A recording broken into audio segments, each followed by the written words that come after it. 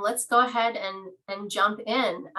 So for those of you just joined, thank you for calling in tonight. It's great to see all your faces and have you back here after our month off over the holidays.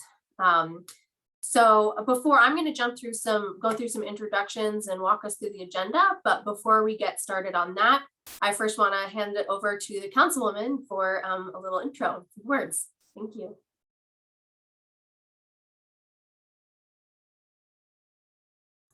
You're still on mute.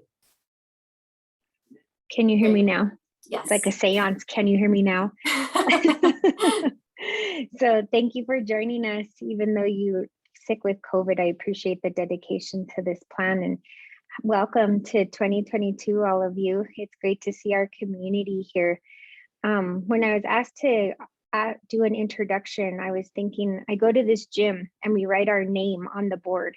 And every day we write our intention. And so I'm going to start our meeting with my intention for 2022 for this plan. And it's community. And I think that one thing that's been really hard with COVID is we have community, but our community may have shrank, or we may have lost community members, or our community has changed and our children have changed. And one thing that has been impacted through all of this is community. But it's also community what drives me to do this work, and what has me showing up every day, all day, and what I believe brings each of you to this meeting and to join our community in this plan. So thank you for being here with us tonight, and I look forward to a productive evening. Great, thank you, Councilwoman. So want to do some intros. As you all know, Liz Weigel was our project manager, our fearless leader, and she moved to a different into a different role. So I'm very happy to announce that our colleague Sung Han is joining our team. He's coming into a new position, but from another one in the city in our same group. So he's worked on and is continuing to work on another NPI plan for right now. I'm thrilled to have him join us. He's got a great skill set and will be a wonderful addition to our team. So you'll see over the coming months that some of the project management role will be transitioning slowly to Sung over the coming months. So you'll just expect to hear from both of us, but I wanted to give him a moment to say hi to you all. Hi, my name is Sung Han again, and it's nice to see you all. Yeah, so like Ella mentioned before, my role with the Near Northwest team, I was part of the urban design team here at CPD Planning Services, working on both regulatory projects, so think zoning amendments to our Denver zoning code, updates to design standards and guidelines, and had a big role in the West Area Plan that's wrapping up here shortly, launching with a public draft. So yeah, and personally, something about myself, I actually lived in the neighborhood for 4 to 5 years off of 32nd and Federal in this funky little mid-century modern apartment building. So I'm excited to come back and just to be able to work with you all and just be able to be part with this committee.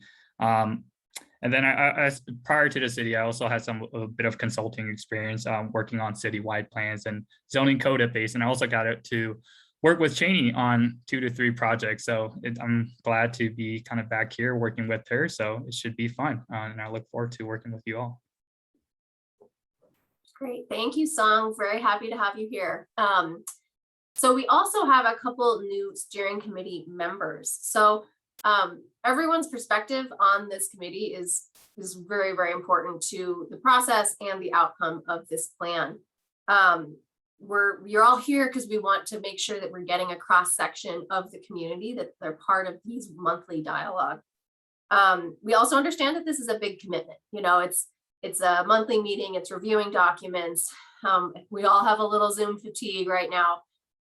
So that being said, there have been a couple folks who are not able to continue coming to the meetings. It's just a little more than they can manage right now.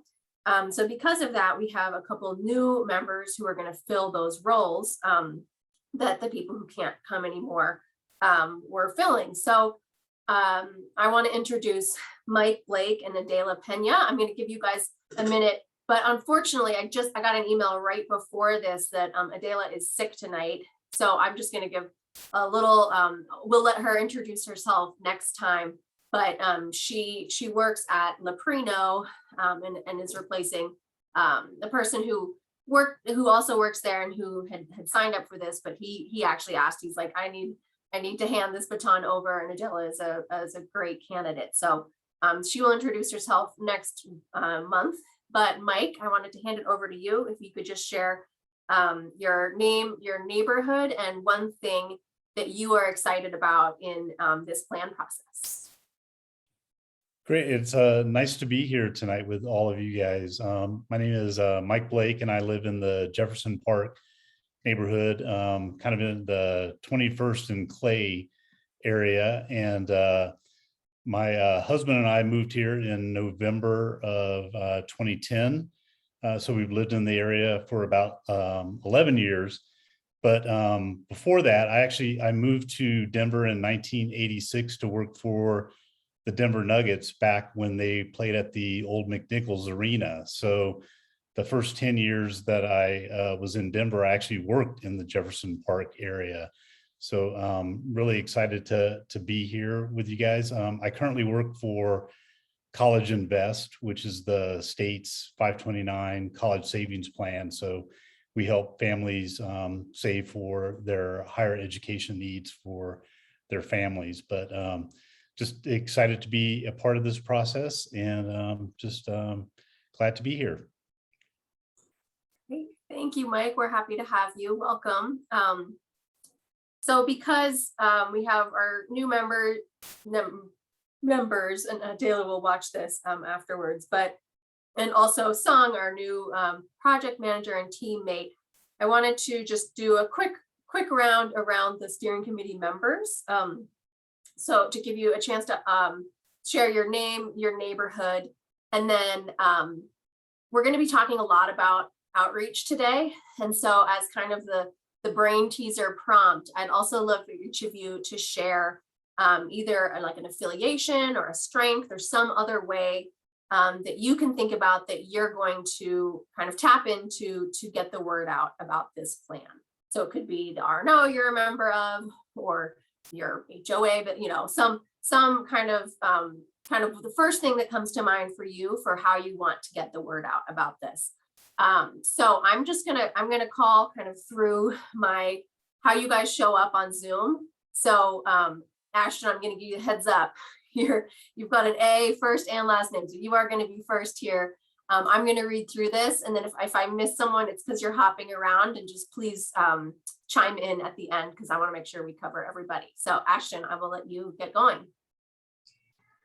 All right, good evening. My name is Ashton Altieri. I am in Jefferson Park, so it's great to see Mike Blake joining the group, someone else from Jeff Park.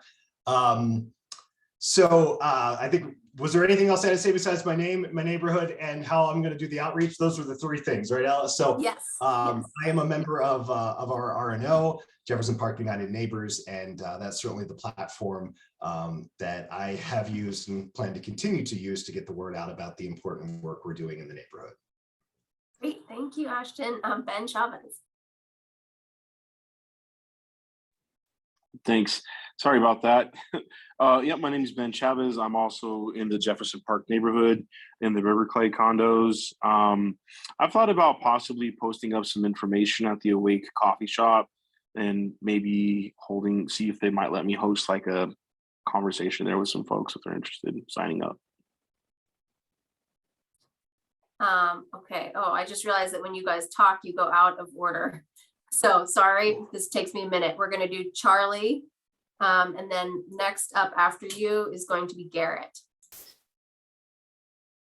Hello, I'm Charlie Berger with the Denver Beer Company, and we have locations on Platt Street, which is as recently part of the Highlands District. And then also we have our production brewery where my office is in the Sunnyside neighborhood. So I'm excited to help get the word out. We've got a handful of, we've gotten some interest on the Platt Street merchants district sort of coming together. And we've been, with the help of Amanda, sort of coalescing a little there and this plan is at the forefront of some of those conversations. So it's nice to see the new members and go from there. Thanks, Charlie. So then Garrett. Hi, everyone. I'm Garrett Phillips. I live in Sunnyside. I've lived there for about 20 years. I grew up on the west side of town before that, but I also office in the Denver Elks Lodge building in Jefferson Park, and am a member of the Elks Lodge. And so the Elks Lodge has just about 600 members, and most of them live within the plan area. So that's a good way for me to distribute information about the plan. Thank you, Garrett. All right, next we'll have Lexi and then Lorenzo. Hi, I'm Lexi Steinhauer. I am on the board of Bienvenidos Food Bank, which is in Sunnyside, and then also on the Highland Planning Committee. I'm a member of that committee as well. So planning, just been working with those groups and also work in the neighborhoods too. So that's kind of how I've been working on that, trying to represent nonprofits who are worried about losing their space in the neighborhood as we continue to develop. Thanks, Lexi. And Lorenzo. Hello, everyone. Happy New Year. Feliz Año Nuevo. I'm getting my voice back. My name is Lorenzo Ramirez. I have lived in the Highlands neighborhood now, both Potter and Lower Highlands, for a little over 40 years or close to 40 years. I have a nonprofit cultural arts organization I run out of North Denver. We do folklorico dance. We're going to start our classes next week, so we're real excited about that. So I'm interconnected with a lot of different networks. Since I'm involved with the arts, I'm involved with public health. That's what I do. And the way that I foresee getting the word out about the work that we're doing, I'm already doing it with a lot of neighbors who are interested in what we're doing in my particular neighborhood, is the networks that I interact with and sharing information with them, and also through some of the health partners or public health partners that we've established over the years here in North Denver. Thanks, Lorenzo. All right, now we're going to go to Anita and then Nola. Hello, everyone. Happy New Year. Welcome, Mike. I've used that more than once. I put my daughter through college with that. Now my grandson's on it. So just so you know. I'm Nita Gonzalez and I live in the Chaffee Park neighborhood. I've been living here 40 years, but I was born and raised in Denver, grew up in East Denver.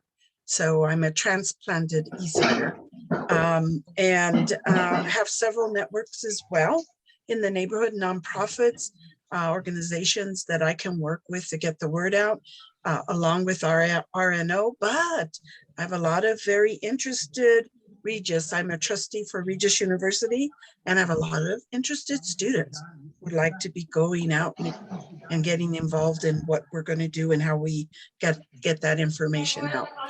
So I hope to utilize their free volunteer help wherever I can. Thank you. Thank you, Nita. Nola. Hi, good evening, everyone. Buenas tardes. My name is Nola Miguel. I live in the Chaffee Park neighborhood. I've lived here about 12, 13 years, I think. And have lived all over different East Side, also in the Cole neighborhood. I lived in, I guess further south and in West Highlands for a little bit too. But as far as outreach, I'm also I'm a parent at Academia Sandoval and Skinner North next year. So would like to love to reach out to parents at those schools because they definitely live in these areas. And then of course, just my neighbors on the blocks around here and within the direct neighborhood. Thanks. Great, thanks, Nola. All right, we're going to go to all the R's next. We have 3 here. So Raymond, then Rebecca, then Renee. And thank you for bearing with me in the alphabet here.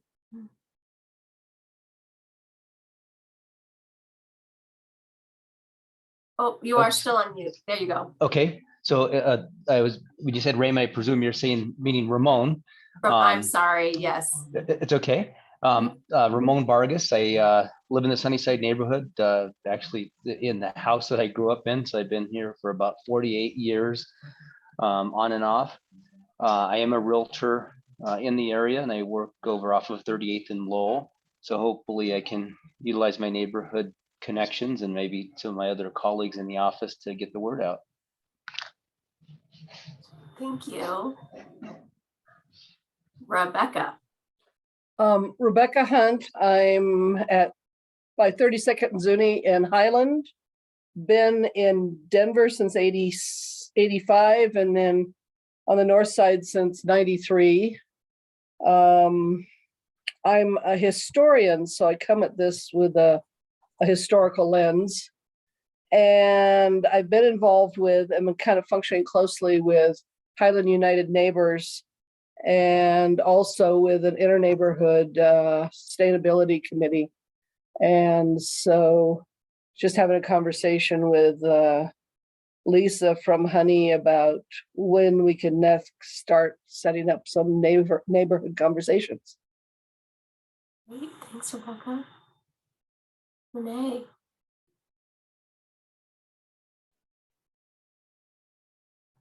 Good evening, everyone. Can you hear me?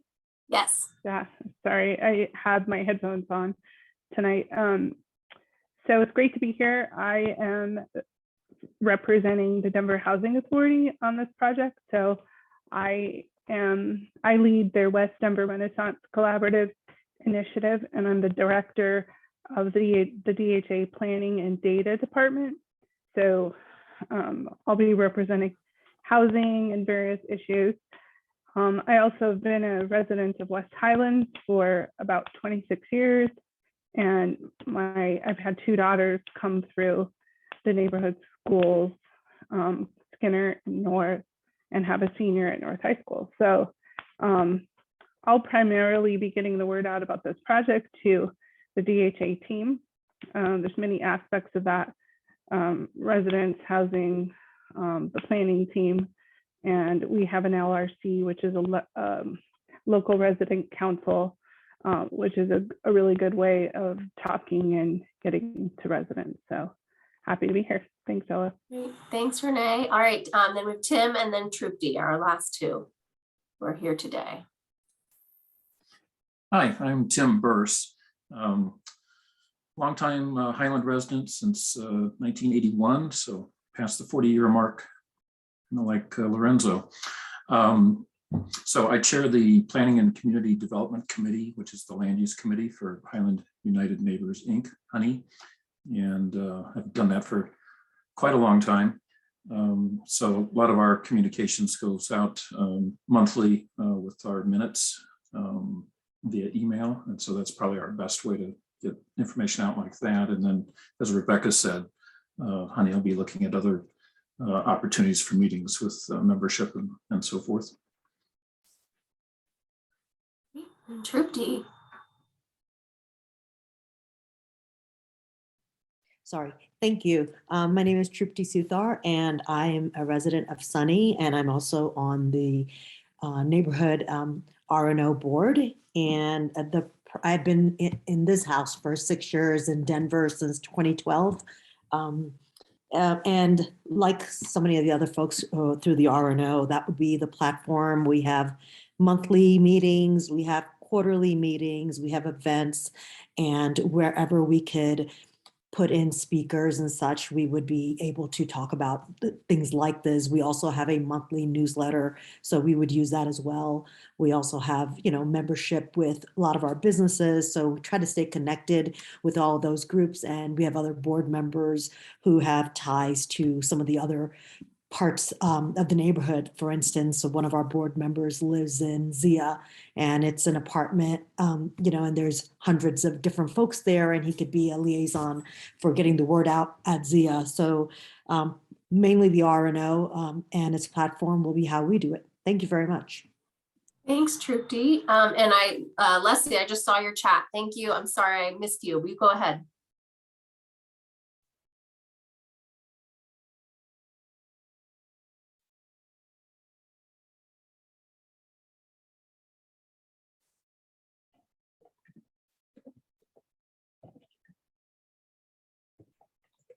Leslie still there? Can you hear me now? Now we can, yes. Oh, fantastic. I'm sorry it took me a second to unmute. This is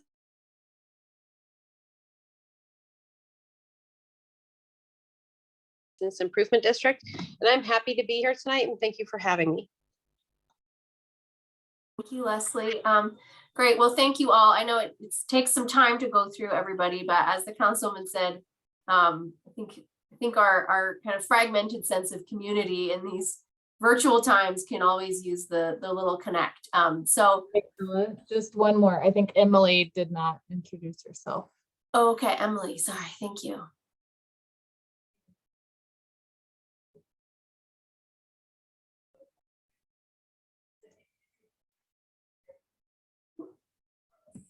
Man, the Zoom struggle is real.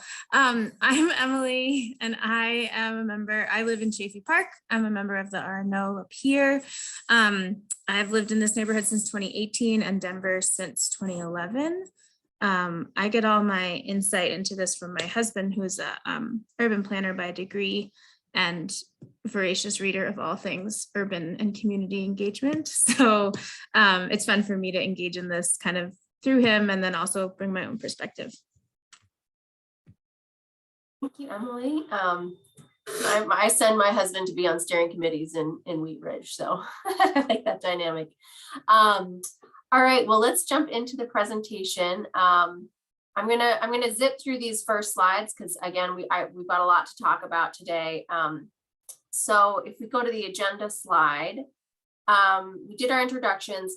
What we want at the beginning of this meeting, we want to talk about just a little recap and discussion on the work that our internal team did at the end of the year. So we're going to provide some updates on the vision statements and the issues and opportunities that we talked about last week. And then we're going to look back at phase 1 engagement, what we heard, how we did, and where to improve.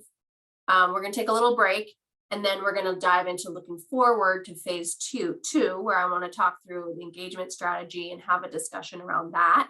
So we're going to give kind of the overview and timeline of what things are going to look like over the next several months for this next big push of community outreach that we're going to be kicking off. Then we have Carlos from CCC, who introduced himself in the chat. He's going to talk about this focused engagement strategy. So I'll let him introduce himself more there and talk about the really important work that he and his team are doing. And then we're going to talk about kind of the more traditional community-wide engagement strategy and discussion. Then we'll wrap up with mapping out the next several meetings. So next slide. I'm just going to skip through these because we've all seen them and we're good at following them. So if we go on to the one after this, we're going to get kind of the bigger picture of the full engagement strategy and how it all fits together. So I hope that gives some clarity to the context in which this steering committee is operating.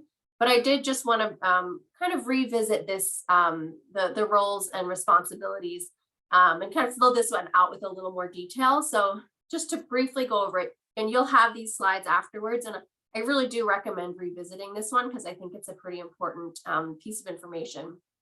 But just briefly, we're here to spread awareness. So we want you to inform your neighbors and your other networks about this plan, like we talked about in our intros, and invite people to get involved and get them to the website to sign up, to pass out flyers, to get involved.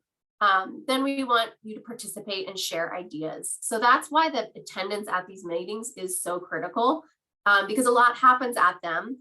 And we're asking you very targeted questions in these meetings because we really value your input. And that's why we're all here. So you can give the specific feedback for both the content that we're talking about and the process. We want to hear what you like or dislike about it so that you can help us make it better. So that's kind of covering both participate and share ideas and advise on the process. And then finally, review and comment. So you are expected to review materials in a timely manner so that we can get your feedback on them and incorporate it. This will become particularly critical when when we're working on the draft plan, when we're crafting that and refining it. So just wanted to go over that reminder. Next slide. And then just a reminder of where we are in the timeline. So kind of as 2021 wrapped up, we finished this understanding the area phase. Now we're solidly starting, and we're going to be talking about the details of this next phase, which is defining the issues and developing initial recommendations. So then I just want to provide a few reminders and updates about new information on our website and how to get to it. So here's our website. And if you go to the project archive, you can go to the steering committee meeting dropdown, and that's where you'll find all of our meetings and the recordings. I do send this out to you all after each meeting. But if you ever want to go back or you have people wondering about it, this is where you can go look. And then we have also on this landing page, you can read through the phase 1 community engagement summary. We're going to go over that, the content of that today, but if you want all of the detail and the full document, this is where to find it. And then this on every page is really key. So this is where you want to direct people to sign up for our emails. This is always going to be the best place for everyone to stay up to speed on what's happening and when. So this is really where, if you're going to tell people about one thing, this is where to send them. And then if you click on the area information and resources, that will take you to this page. Here you'll see there are 2 PDFs that have been added here. These are both, they have a ton of information. I'm not going to direct you to go read them cover to cover right now because it's a lot, but I think you'll find these. I do recommend scanning through them now because they both have a ton of information that's going to become a really, really important resource as we dive into the different topics in the coming and have discussions around them in the coming months. So I believe that's everything. And so I want to hand it over to Grace to talk about the vision statement. Hi. So I just want to give you guys kind of a brief update on where we are with the vision statements. And so for people who are new or maybe missed some of the meetings, so every area plan includes vision statements that focus on 6 different elements. And these elements come from the Denver's comprehensive plan. And so last year in September and October, the steering committee members worked on visioning activities to come up with language to use for the vision statements for the Near Northwest plan. And these statements sort of say what the ideal version of the Near Northwest would be in 20 years in these 6 different areas. We could do next slide.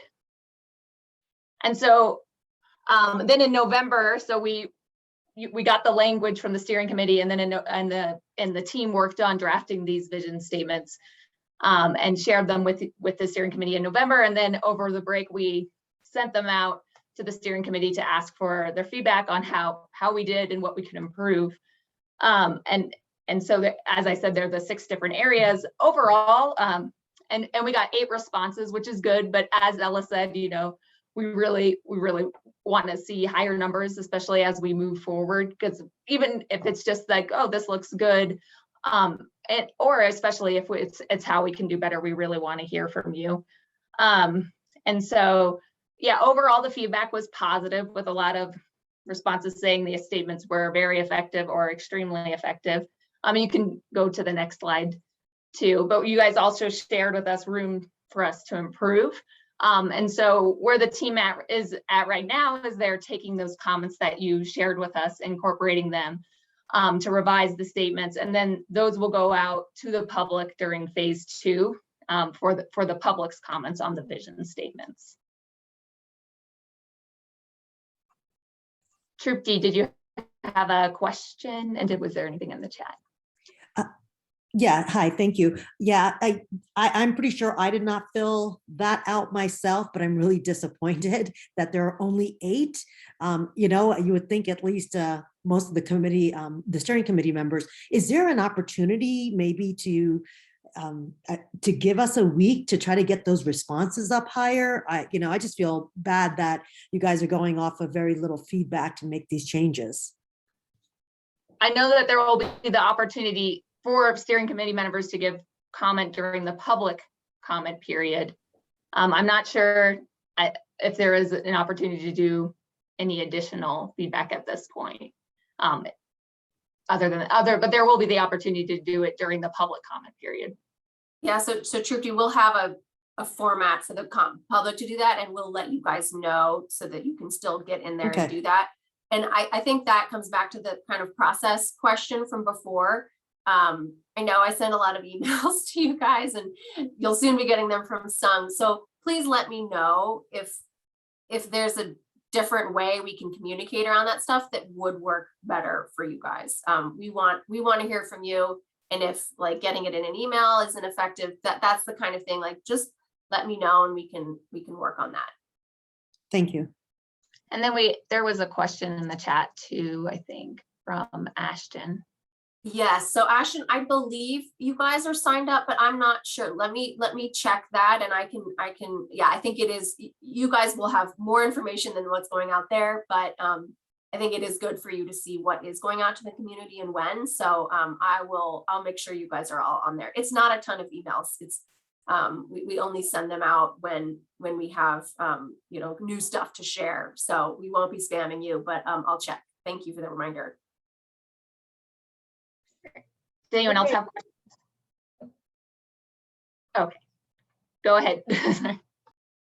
Yeah, so so this is Cheney Bostic for anyone new. I'm on the consultant team serving as project manager, working with Ella and Sung. As you'll recall, in November, we also presented the key issues that were identified under the 4 plan subtitles of land use, economy and housing, mobility, and quality of life. We presented them and did live polling and then passed around a survey after the meeting as well. And so all of that feedback is taken into account. We are currently finalizing the issues and opportunities summary, which will be another short document that we'll post on the website. And really, this document is the homework, if you will, for everyone, even steering committee members, and we're going to ask the community to really look through that document and read through, and then come to the public forums to offer input on. So this is really a critical time where we've identified those key issues and we want feedback on them to work through solutions. So just to quickly go through again, kind of the results from you guys, generally in agreement of that we captured the challenges under each of these. You also entered some comments that we took into account and will update the overall summary. So economy and housing, issues, mobility, pretty well agreement there, and quality of life. So all of these will be summarized and added detail in that document, which will be critical for everyone to review, and we'll give you a little more information on that later. So I'm going to pass it over to Ryan to give you a quick update on phase 1 engagement summary. Yep. Hi. Yeah, so this is just a summary of what your neighbors said during the first engagement push. And this phase spanned spring through fall of last year. And this is just a good overview of the numbers. And we used a lot of channels to get the word out about the plan and to collect input. We, obviously from the numbers, got a fair amount of people to give us a lot of comments, join the email list, take an online survey, and then attend a lot of various virtual and community events. And just so you know, all of this is also available in the phase 1 engagement summary that's on the website. Next slide, please. I have a super quick question, if I can interrupt. How does this compare to your expectations and other neighborhood surveys? I'm just super curious about this data in comparison to anything else. Yeah, I think, we want to hear from a lot more people, bottom line. I think we did fine, but, there's definitely, this will show you a little bit about a lot of the populations we have yet to hear a lot more from, hopefully. Does that help? Yeah, there's more to do is what I just heard you say. Yep. There's more to do, and we're going to talk about strategies for that in phase 2. But I think there's more to do, and I think what we're seeing is pretty standard for this kind of process. Like, we're not seeing any gaps that are surprises that we weren't anticipating. So I think it's a little bit of both. Like, this is pretty typical, but there's more to do. Thank you. Yep. So this is just a snapshot of who we engaged. We weren't always able to collect demographics, but these ones came out of interviews and surveys and select events where we were able to. The areas circled in orange represent populations that we didn't hear as much from in phase 1 as we would like. So you'll see that we need to better reach the 20 to 29 age group, the Hispanic Latino community, renters, and those in lower household income groups. And so in the second half of this meeting, we'll be discussing our strategy for better engaging these populations in this coming phase of outreach. Hi, everyone. So I'm going to be talking about some of what we heard, the likes, dislikes, and ideas. So this one is specifically for land use, and the likes were dispersed, but mostly we had dislikes, and they were clustered around Chaffee Park, around 48th, and then also 44th and Federal, mostly around the new development of slot homes, also around Platt and in Jefferson. The ideas were clustered sort of in Chaffee Park and then also down there lower in Jefferson Park. But you can sort of read here too a little bit more of how these are broken down in the likes, dislikes, and ideas. Next slide. For housing and economy, there were lots of likes around the popular business districts like 32nd in Highland and 44th in Sunnyside. Again, the dislikes were along Chaffee Park in the Federal Corridor. This is a theme that we sort of saw throughout. It sort of also overlaps here with a lot of the ideas along 44th in Chaffee Park. Sorry, Federal. Yeah, in Chaffee Park. And then there are several ideas for the Federal Corridor as well as west of Sunnyside on this end. So we did also collect data on not just the boundary lines, but the areas surrounding, and you can see some dispersed dots as well in the other parts of the feedback. Next slide. So for mobility, some dispersed likes, but mostly dislikes and ideas. The dislikes were really concentrated around Spear, 38th, Tejon, and Pecos. The ideas for mobility were clustered along Federal, I-25, and Jefferson Park, 38th, and near 41st and Fox Station. 41st and Fox Station is also flagged for improvements of quality of life. Leslie, I would like to hear more suggestions about improving Federal. Yeah, so that's definitely something that we would ask in community. Right now, this next phase is defining some of those issues and if they agree with them. I know one thing I heard when I was in communities relating to Federal, especially for the schools, was that the youth had a hard time crossing the street. But then also the businesses had some issues with how fast the cars were going in that area. So definitely a lot to get done along Federal Corridor. For quality of life, there was lots of positive feedback around the parks and open spaces, especially around North High, Hirshhorn Park, 51st and Zunai Park, and then along the river. For dislikes, these occurred north of 38th and Sunnyside and Chaffee Park, particularly around the industrial and I-70 corridors, and Federal / 38th Avenue. A lot of the ones that were around, again, I-70 and Federal and 38th had to do with noise pollution, lack of open space, and access to amenities. A lot of these amenities had to do with food access, And then some ideas around 41st again in Fox, and then 25th Avenue and Jefferson Park for improvement. So pretty consistent. Cherokee. Okay, so I think we'll just, Grace, sorry, I just wanted to give a time update. We can maybe, if everyone's okay with going without a break, because we have a lot to cover, we're a little bit behind time. But let's just spend 5 or 10 minutes here on discussing any questions that you all have. And I can't see the chat, so someone might have to read that. Yeah, I can read that for you if you want. So I wanted to say, we know in the second half of the meeting, we're really going to engage you in kind of like how we can do better during the second phase with engagement, because as we pointed out in the data, there's areas that we want to reach better. But we also wanted to just kind of pause now and see if you had any questions about kind of the information that we've presented so far.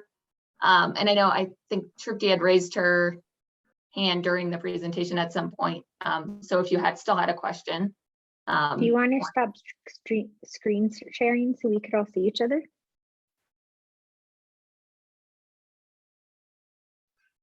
I'm good, thank you. Okay. And then did we get to the questions on the chat, from the chat?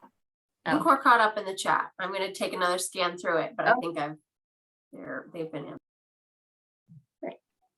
Did anybody else have questions about the kind of information we presented so far? I had a quick question about that. The chart showing like percentages of engagement in different areas. I don't know if it's just a Monday, a long weekend, but there was like a gray area and then a red area, and I'm trying to understand, like, it sounded like the red was the overall population and what we could have gotten to, and then the gray was what we outreach to, or vice versa, but some were higher and lower. So I was just really confused by that. I don't know if I'm the only one, but sorry, just worked all weekend. So I just did not understand like how that chart played out. Should we pull that up again? But yeah, you're basically correct in it. But if people want to kind of look at it again, basically one is what the population is, the percentage, and then what was represented in kind of responses that we received. So like if it was like an income bracket and they made up 5% of the population, but we only got 3% of the responses were from people from that income bracket. So it's just kind of showing us how the sample we have compares to the population as a whole in those 4 neighborhoods. Okay, that makes sense. But like, for example, home renters versus owners in the bottom left, like how are we double? I just don't, the non-circled section where it's 82% people engaged, but 44% of the total. So I think when it's percent of the people we engaged owned homes and 14% were renters. Okay, all right. I was thinking about it differently. I understand. So that's okay, of each section. Okay, thank you for clarifying. Sorry. Yep.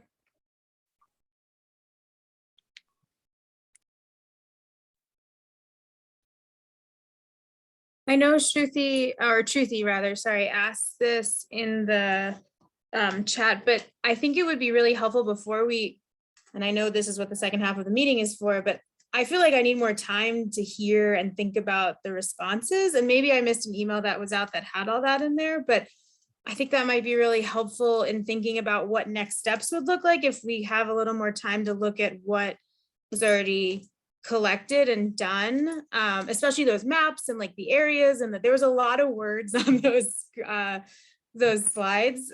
So that's just a question, or will we have time in the second groups to go over that a little bit more? So for the second half of the meeting, what we're mainly going to focus on is like strategy on how to just connect with the community better, and especially those groups who are underrepresented.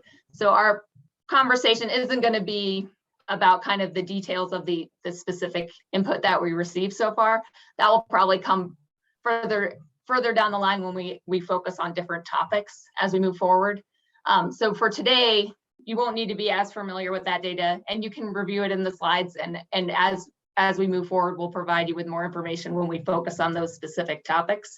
But for today, we're just kind of wanting to know more input on how we can do better on kind of the outreach and engagement piece. Perfect. And Emily, there's the full document is the community engagement summary. So I can include the link to that. We showed it in the earlier in the presentation, but I can include the link to that. Oh, and I think actually Sung just dropped it into the chat. So you can go straight to the full document and spend some time digesting it. It is a lot. So my concern is how many we didn't get responding. So that's what this part of the meeting is about. Because I think we have preliminary data, but it doesn't have the population that I'm concerned about responding, renters and our Latinos, Chicanos in the neighborhood. They always have trouble responding. They won't respond online. I mean, even for vaccination and testing, you got to take it to them, to neighborhoods, to communities. They didn't go online to a webpage. So we need to talk about how we get to those people that don't use what we might be used to using. And Nina, that's a great lead in, because that we will specifically be talking about. And I see Carlos just turned his camera on. He's going to be presenting the work that his team is going to be doing, which is going to be specifically focused on what you're talking about. Okay. So that is part of our second half of the meeting today. And I see Trupti has her hand up.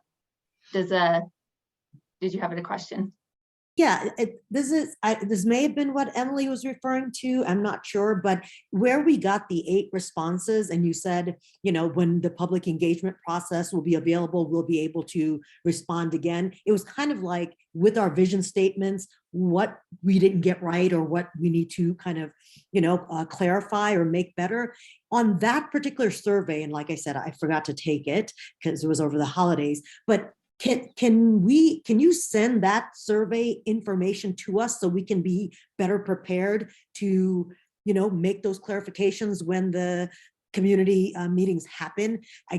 Emily, I'm not sure if that's what you're referring to, but I'd like to look at that and be prepared with the comments that I should have done in December that I didn't do. So if we can have that information, and then I can jot that stuff down to provide when the time comes, if that's okay. Oh, so you're just asking for like, when is it coming and what we'll be asking? Is that what you mean? Whatever we asked in the form we asked it, if you can send that back to us. I don't expect to take the survey again or to take it and to be incorporated, but it's to be prepared for when that question comes up during the community meetings. So because I don't have access to the questions, I didn't go in there, but I'd like to look at that vision. I think that is really important. And there were some really good comments about what's wrong, and what's not sufficient. So I would really love to be able to jot those things down and provide it to you when the time comes. If you could just give us what those questions were for each of those things that I missed. Yeah, and actually, Trupti, I never like officially closed that survey. So the link that I sent, you can still access it. Oh, okay. So it's all, so the email that I sent in November will have a PDF of the vision statements and the links to the 2 Microsoft Office forms. Oh, well, excellent. And it's okay if I go in there and put in comments? Yes, I just asked, I don't check them now just because they're not active. So if just email me and let me know you put them in so I know to go pull the data. Okay, thank you. Thank you very much. Sorry for taking up additional time. No, that's okay. Okay, were there any other questions before we move on to talking about kind of phase 2 engagement and how we're going to work on improving?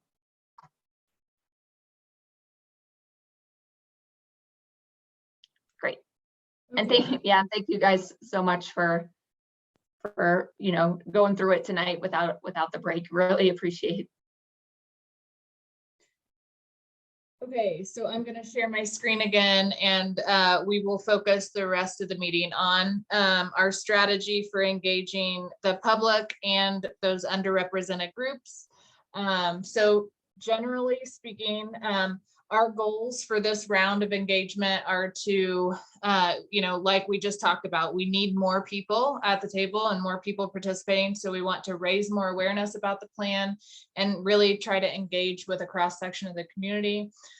We want to give people a variety of ways to provide feedback, knowing that people are busy and we're in the middle of COVID. There's online, in person, multiple ways to participate.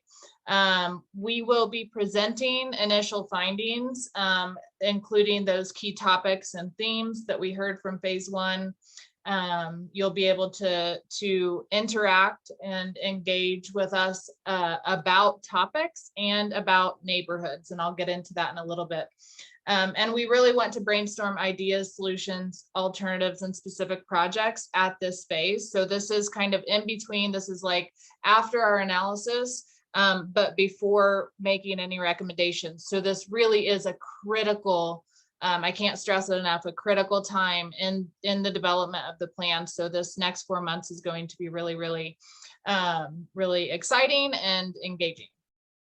What we're asking the community, so as opposed to phase 1, where we were kind of asking, what do you like, dislike, what, how well do your existing amenities serve you, what ideas do you have for the future? They were very high level. Our goal in phase 2 is really to, like I said, present the findings, gain consensus on common goals, and find preliminary strategies to solve them. And so at a high level, we will get into much more detailed conversations in this phase, but in general, we want to ask, do you agree with the vision?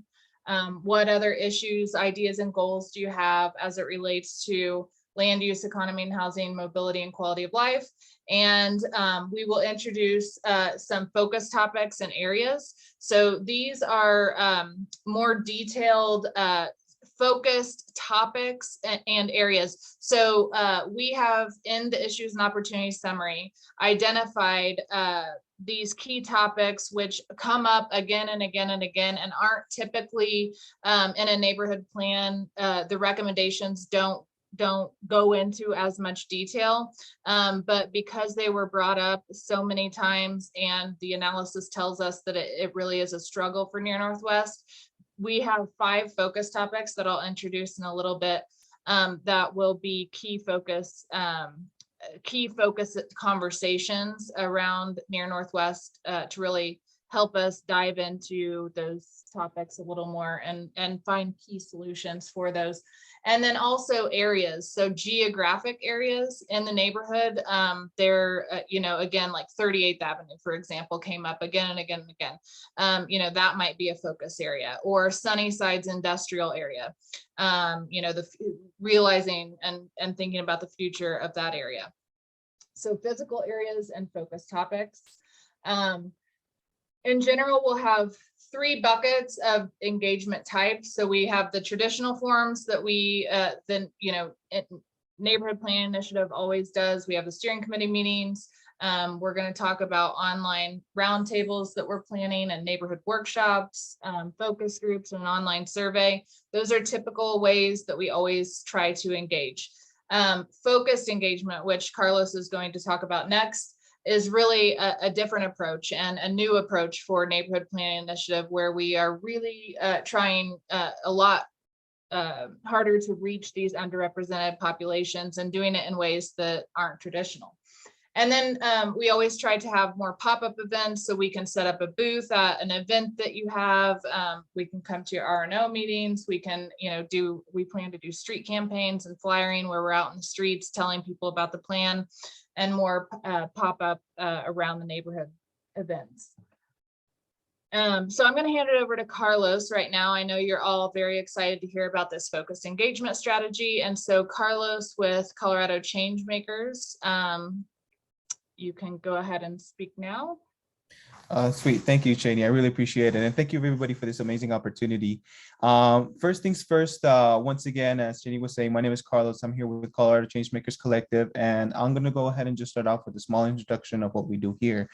So first, really quick little backstory. CCC was funded in 2017 by a small group of residents of immigrants in the community who saw a need to join forces and practically just work together to provide services and programs for the community, and especially for the underserved population.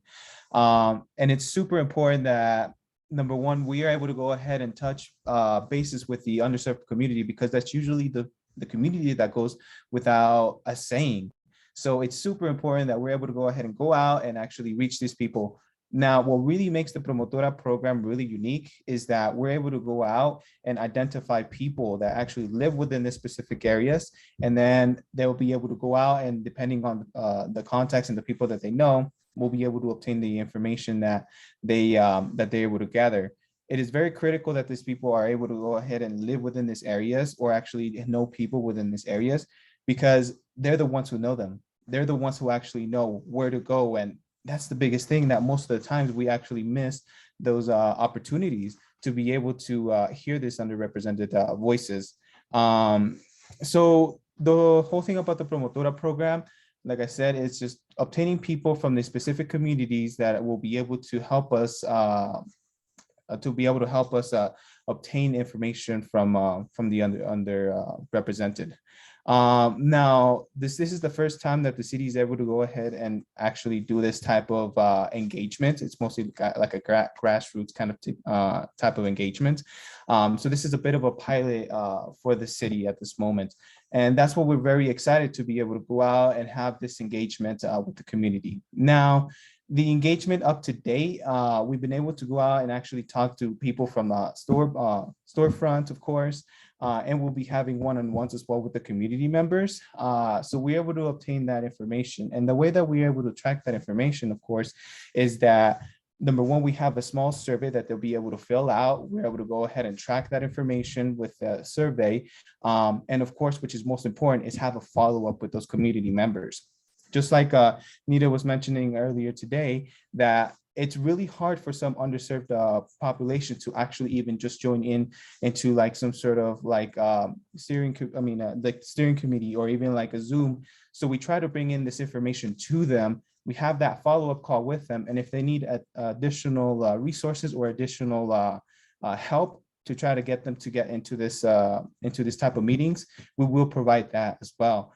We always find out that, number one, we're able to have the like resources such as like a WhatsApp as we have down there, and just kind of send out like a mass message to everybody, just letting people know what we're doing, the importance of this project, because many of the times people can go out and just have this this notion of the city's going to be able to handle this, but in reality, if their voices are not heard, we won't be able to actually accommodate them as well. So it's super important that we have those type of engagement with the underserved population. Some of the focused engagement in places such as Colorado Early College, CEC.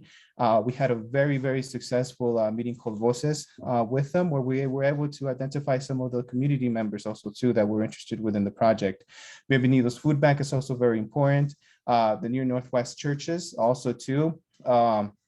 We figure that many of the underserved populations have to be, and we have to go to the places that they like to go to, where they feel comfortable. And again, with the Promotora program, we're able to go ahead and create that relationship with community members, which is super important because many of them don't trust government agencies or don't even trust organizations. So we need to have that relationship in order for us to present this information to them, have that trust, let them know the importance of this type of projects, and give them the knowledge, which is super, super, super important. Of course, we will be having some community roundtables as well with the underserved communities as well. We will be able to obtain that information from them, and we'll try to also implement it within the recommendations that will be implemented afterwards as well.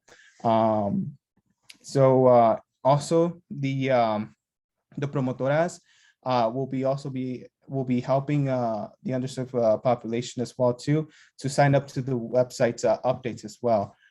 Many of them have a really tough time of even just using an email address, and that's understandable.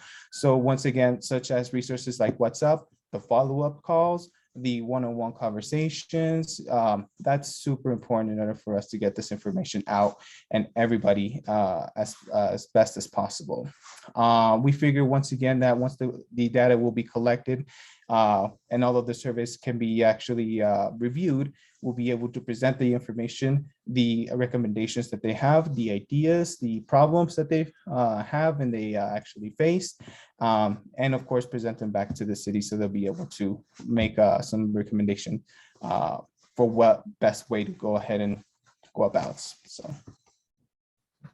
Thank you, Carlos. And we wanted to pause here and give you all some time to ask Carlos any questions you have, and Grace can facilitate this. Sure. If just anybody had any thoughts about what they heard, or if they have anything that they're excited about or concerns they have about kind of this new approach. Keep in mind, this is new for us. Like, this is a new strategy to try to reach those underserved populations. So, we want to hear from you if there's something, if you guys are excited about this, or if you guys have other ideas or strategies for reaching those upper represented group. We thought it would be helpful, since Carlos is here, to kind of have a conversation together. Kind of, you guys have a lot of knowledge of the history of the neighborhood too, so kind of sharing that information with each other and kind of helping us do this the best we can the first time. So if anybody has any thoughts, can raise your hand or put a comment in the chat. I see Rebecca raised your hand. I'm trying to figure out, I need to get back to my honey board and start figuring out that reaching out. So do I work directly with Carlos to set that up before or after I talk to my board? Yes, you'll be able to go ahead and contact me directly, and I'll be able to also place in the chat here my contact information as well. Right now, what we're trying to do is also take in as much information from everybody, of course. So I'll be able to go ahead and put in my email, and everybody's more than welcome to go ahead and contact me for any type of reasons, of course. Muchas gracias. And see, Lorenzo had his hand up as well. Yes. Carlos, thank you for that presentation. What you described is something that we've been doing for many, many years with the work I do with the Anschutz Medical Campus. We do community engagement around research. So we definitely need to connect, because you probably have connections I might not have, and I might have connections you might not have, but just so that we're not duplicating our energy and our efforts. We primarily, what I do is I work as a community research liaison. I have been doing this for the last 13 years, and we've made some great inroads into those particular communities, communities of color, and I work primarily in the Latino communities of Metro Denver. So yeah, I think it would be great for us to connect. We have worked with some promotoras in the back, but we don't really do the educational piece, so that's great. We do more of connecting researchers on campus with community-based organizations or individuals that want to do some kind of research in the Latino community around health disparities. So we have, I have a lot of contacts that I would like to share with you, and vice versa. But I think putting our connections together and our kind of talents and outreach together, we'll be able to make a lot more inroads in those underserved and communities are not being heard right now. So I would be open to meeting with you. Yeah, definitely. I mean, that sounds like fantastic, Lorenzo. Definitely, we do actually give the promotoras all of the training necessary in order for them to actually go out and do the community outreach, which is the super important part, because many of the times we will have community members that would be willing to go out and do the outreach, but there's some key factors that are missing in those areas. So definitely, Lorenzo, I'll drop my email once again towards the end as well too. I dropped it in there earlier, but I would love to go ahead and connect. Okay. Get to a couple of questions in the chat, and then I see Renee raised her hand. I'll get these questions in the chat. So Nola asked, are you doing one-on-one meetings with people or phone calls? And if so, can we refer people to you? Yes, so we are doing one-on-ones, but due to the current outbreak with COVID-19, we kind of had to slow down a little bit. But yes, we are doing one-on-ones, and we're actually going out, like I said, to also the storefronts, and we're actually placing information in those stores as well. So people will also be able to contact us as well. And you're more than welcome to refer as many people as you like as well. We'd love to talk to them and get their input, because we figured, these are the people that need to hear these voices. So definitely. And another question from the chat, and then I'll get you, Renee. So Emily asks, says Promotora is a great resource for health equity and outreach. So I'm super excited we're using that model for this type of engagement. Carlos, do you already have Promotoras already identified in the community, or are you still building that list or group of people? I think you spoke to this a little bit. Is there anything you want to add to that? Yes, definitely. So we definitely have several promotoras already identified who actually live within the community, but we're actually looking for more at the moment. We actually just that's the biggest thing with having a community member, a promotora that actually lives there. The most important is that they are able to identify the areas where other underrepresented groups are able to go ahead and get together. And then we are able to provide the knowledge or the resources for them, so they'll be able to get this information. But we already have a couple promotoras already identified. We are still looking for more, of course. We figure that the more the better, because we definitely want to expand as much as possible for this information. And Carlos, just for everyone's knowledge, can you talk just a little bit about the trainings that you've been doing with the promotoras, like the Planning 101, just to give them a background of how planning is done in the city? Yes, so with the planning and the the trainings that we've been doing are being given to the promotoras, it's just practically just like Janie said, it's basic one-on-one planning, of course. And not only that, but we give them an overview of what the plan is actually looking like at the moment. So they already have an idea. So once they go out into the community, they're able to relay this information. And we try to do it as simple as possible, because when they're actually going out into the community, we don't want to get community members like, lost in the translation or lost with all the information, because it is a lot of information that can go out there.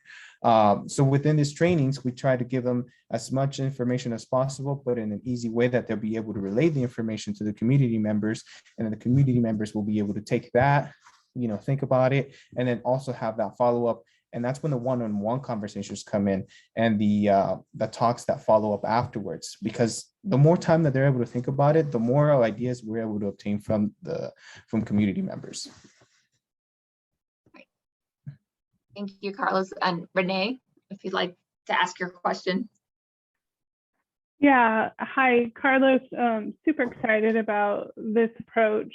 And I have the question about if community members will be able to call some of the connectors, because we have a handful of connectors in Southwest Denver, and just last year they were able to connect with 1,200 residents who live in that area.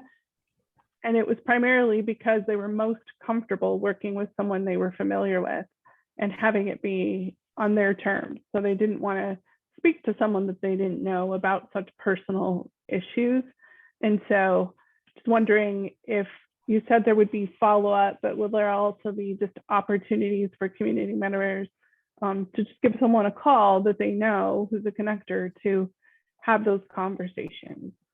Yes, actually. So we actually have a phone number actually already set up, and they'll be able to go ahead and call within that phone number. And as soon as we have a promotora available to be able to get back to them, they'll be able to follow up with them.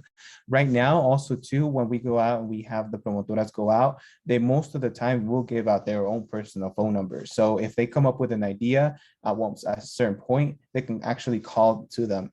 It's all about having that communication and having that opportunity to feel comfortable to somebody to talk about some sort of issue that's going on in their community.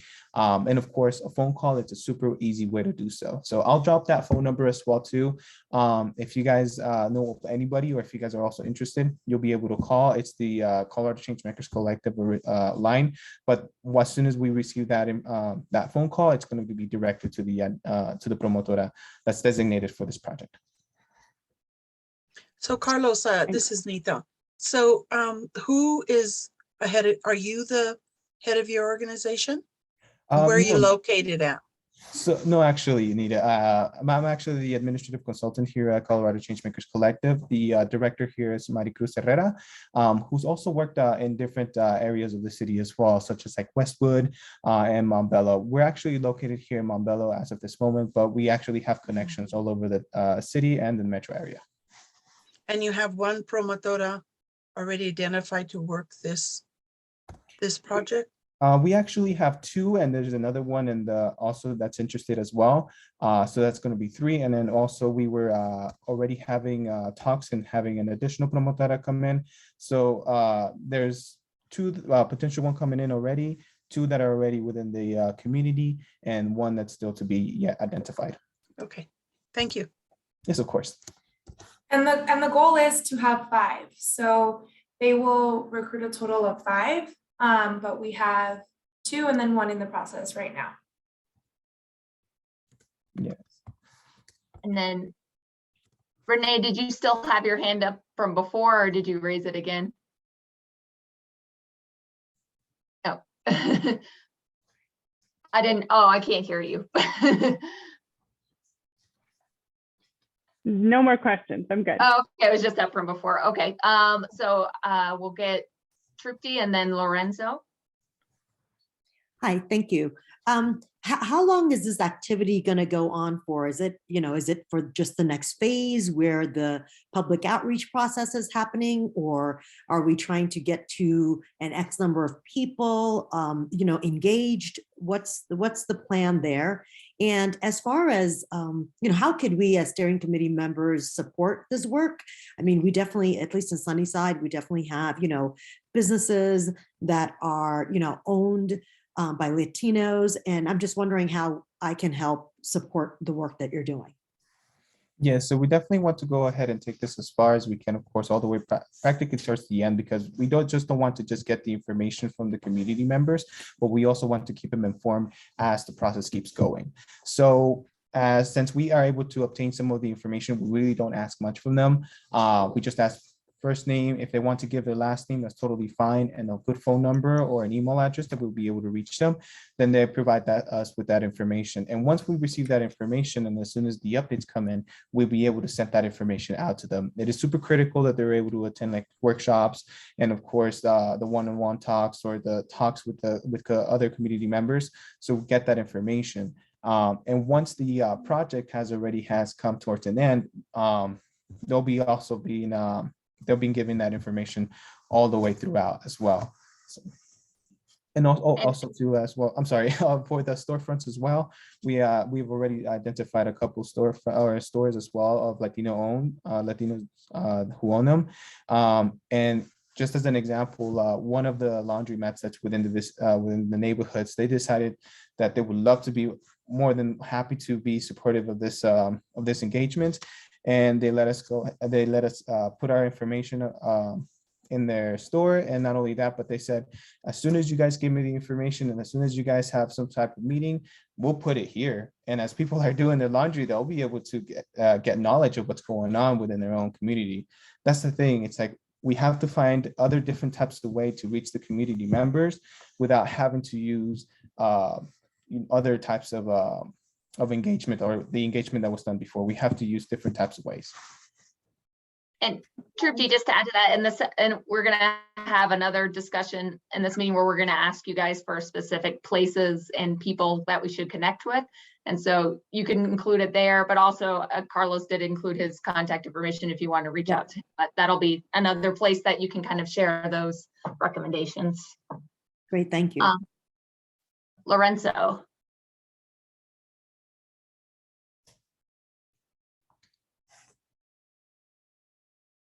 Sorry about that.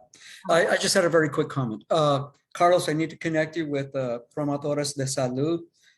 They've already have some great inroads, especially here in Northwest Denver. Fernando Pineda Reyes is another person we need. He's a neighbor of mine who lives in the Lower Highlands area, but I'll make sure we get connected. But I wanted to share with the group that the work that promotoras do, community outreach workers, liaisons, is very important, because I think especially now that we're getting started with this new initiative and rolling it out to community, it helps in establishing trust. Without trust, we're going to just be spinning our wheels. I've been doing this for a long time. I've gone to communities that have been resistant, but over time, they're on board with a lot of work that I'm doing. So I think we have some really good talent here, but I just want to emphasize the work that promotoras, community outreach workers, and liaisons do is going to be key in how we engage community.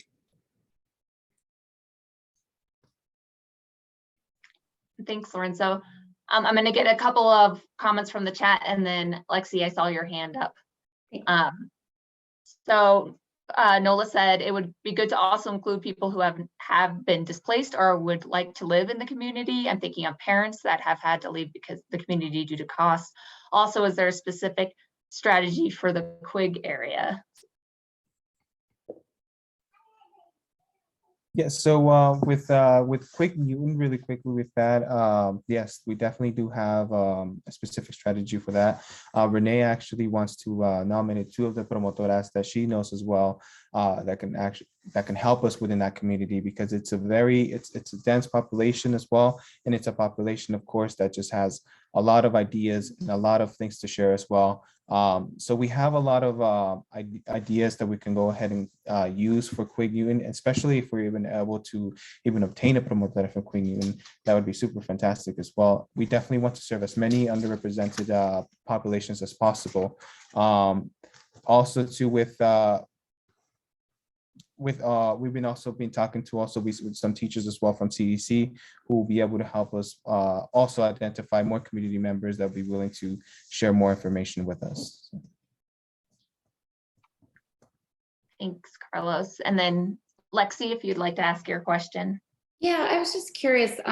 We've been doing more print communications for the food bank, Bienvenidos, and I was just wondering, I was thinking, is there a way to make a postcard or a little note card, or is there plans to do something like that where it can have this phone number or an email or just like a brief in both bilingual, so that I could drop it off at the food bank, and versus just kind of here's a phone number, but maybe a little bit of a brief explanation of this is kind of what we're looking for, so that it's just another way to have a piece of paper at a coffee shop or something. I don't know if that was in the works or if that's done with other plans, but I think that would be super helpful to be able to distribute little postcards to a bunch of places throughout all the neighborhoods. Yes, definitely. I mean, that would be super fantastic. We were thinking about creating a small just a small piece of paper or something that we can just drop off everywhere and just let people know, about the program or the plan that's going on here at Near Northwest. And so that would be super fantastic if I'm able to go ahead and drop off our material with you guys. That way you'll be able to just place it just there. But one way or another, we're still also planning and having a conversation within the food bank and its people who actually go out and obtain its services as well. Okay. Yeah. Lexi, We are working on that, and actually that's probably a good segue, if there's no other questions, to kind of finalize this phase 2 strategy wrap up, and then we'll go into small groups and talk. Sorry, Hasmin, what were you gonna say? yeah, just one quick thing. So Lexi, CCC has actually, had a little bit of a hard time connecting with Bienvenidos. So if you would be willing, maybe offline, we can talk about how you might be able to kind of make that a little bit easier, just so it's a little bit more collaborative. Yeah, so I can follow up with you after this if you'd like. Yeah, that sounds great. Thanks, Beth. Okay, so I'll just go through just a few more slides, and then we're all gonna break into small groups and have a more detailed conversation so everybody can share these ideas and we can take notes. So in terms of the more traditional ways that we plan to engage in this next phase, we're gonna have multiple forums for the community to get involved. We are planning to have a series of community roundtables. These will be virtual, And these are intended to offer a smaller group setting. So those are, it's like we're meeting today, you know, and then we'll have breakout groups where you're in, you know, groups of less than 10 where you can see your neighbors and really feel like a smaller group. And those we will offer discussions around the focus topics, as well as, you know, we plan to hold 2 per neighborhood, 1 in English, 1 in Spanish. So we will be having those neighborhood specific meetings online, as well as focus topic meetings. We will also have an online survey and a quick video for people to watch. So this is intended, you know, you're busy, you'd love to make the meetings, but it never works out for your schedule. This is kind of participate on your own time. So that will be online here soon. And then we also plan to, once this wave of Omicron is over, we hopefully can hold some neighborhood workshops, and really we're booking some schools right now. And so we will have 1 neighborhood workshop per neighborhood coming up in the next few months. And I'll show you what the timeline looks like. In addition to those community focused ways, we are also convening some expert focus groups. These are more of a technical discussion. So whereas when we you know, convene and meet with the community, we always try to use more accessible language and keep it a little higher level and let everyone voice their opinions. And these focus groups are more technical. They are groups of experts and advocates in those certain focus topics that we will meet with, where we can really do a deep dive on those subjects and get quickly into some recommendations. So this is a role of the steering committee we would like to ask, is that at least 1 steering committee member be present for each of the focus groups, and be a dedicated liaison. So these focus groups will meet with this in this phase, and then we'll meet again when we have draft recommendations. And so we would like to have 1 steering committee member represent each of these focus topics. So the topics that we are going to specifically talk about are titled Health and Environment, Complete and Green Streets, Affordable Housing, the Sunnyside Industrial Area, Design, Character, and Preservation. And then we will have individual business groups for each neighborhood. So we wanted to pause here and ask if you have interest in being, you know, a liaison. You're really you know, feel like you're an advocate or an expert in this field, and you want to sit on, just give us your interest in the chat, and we will take note of that. And also we are asking you specifically for the business groups, but also just anyone that you know in your community that you would consider an expert or an advocate in these topics. We would love for you to throw us names and contacts. So I think if you guys want to continue to think about that and put it in the chat, these topics are on the next slide as well. Let me just go through these, and we can talk about this in more detail in the small groups as well. So this is sort of what the plan of attack is in terms of winter and spring and engaging the public. Phase 2 engagement is intended to last from February to May. Focused engagement, CCC and their group and the promotoras will be meeting throughout that time, using the more non-traditional ways. The topic engagement will start in March. So that's when we plan to have these focus topic roundtables and the focus groups. Also in topic engagement, we will, for the next 4 months, the steering committee meetings, and we'll end on kind of giving you a rundown of this, but please plan to attend. We will do deep dives with the steering committee meeting, with the steering committee, with you all at each of the 4 next meetings. Then we're avoiding spring break, taking a break there. And then when we come back, we'll be finalizing those focus groups and then going into the neighborhood workshops. So in April and May, The plan is to spend 1 week on each of the 4 neighborhoods. And so there would be 1 in-person workshop and then 2 roundtables focused specifically on those neighborhoods. And so 1 in Spanish, 1 in English.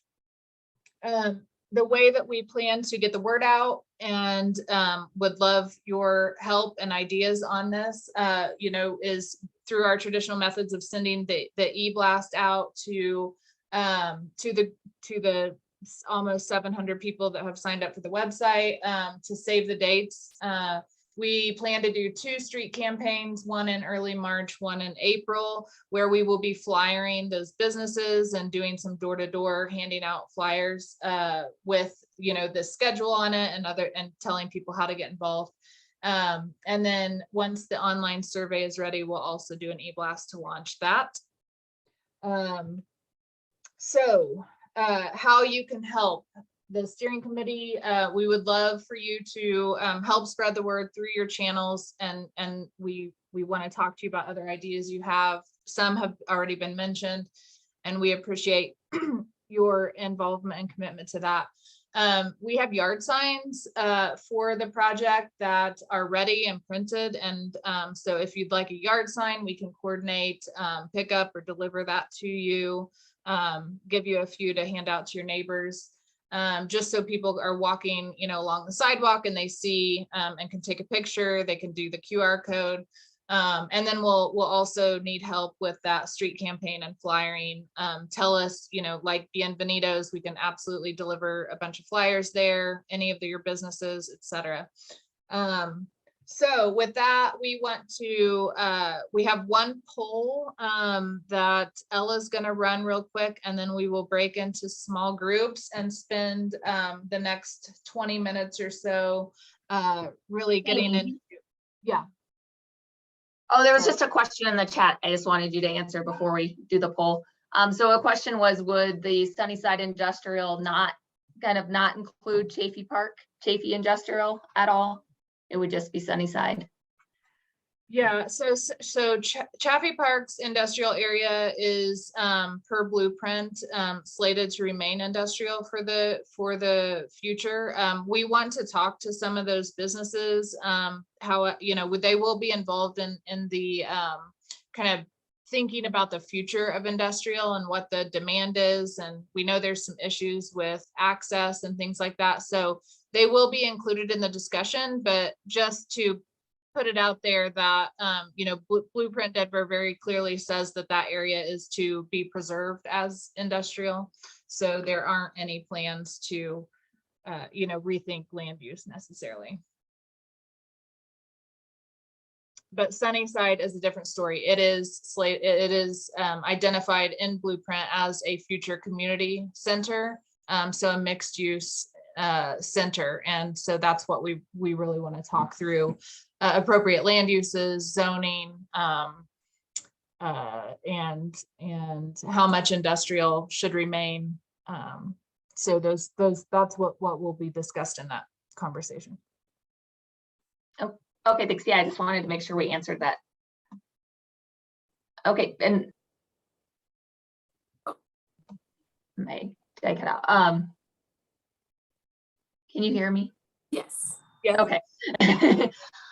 So we wanted to go ahead. So we're going to do some small group discussion, but first we wanted to do a poll, kind of with a large group.